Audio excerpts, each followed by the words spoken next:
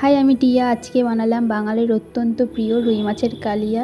প্রতিটা ঘরে ঘরেই হয়তো হয় এই রেসিপিটা। প্রথমেই আমি মাছে নুন হলুদ মাখিয়ে নেব, তারপর কড়াইতে বেশ খানিকটা তেল দিয়ে আমি মাছগুলো ভালো করে কড়া কড়া করে ভেজে নেব। তারপর মাছগুলো তুলে নেব। নেওয়ার পর কড়াইতে দেব শুকনো লঙ্কা, তেজপাতা, জিরে ফোড়নে। তারপর দেব কেটে রাখা কুচনো পেঁয়াজগুলো ভালোভাবে ভাজা হয়ে গেলে তার মধ্যে দেবো কেটে রাখা আলু। নুন হলুদ দিয়ে ভালো করে ভেজে নেব। আলু ভাজা হয়ে গেলে তার মধ্যে দেবো মশলার মধ্যে ছিল আদা, রসুন, শুকনো লঙ্কা, জিরে আর অল্প কটা ধনে দিয়ে ভালো করে যখন মশলাটা কষানো হয়ে যাবে তার মধ্যে দেবো নুন, হলুদ আর কাশ্মীরি লঙ্কার গুঁড়ো। তারপর মিক্সচারের বাটি ধুয়ে জল দিয়ে দেবো, যেটা না দিলে একদমই অসম্পূর্ণ।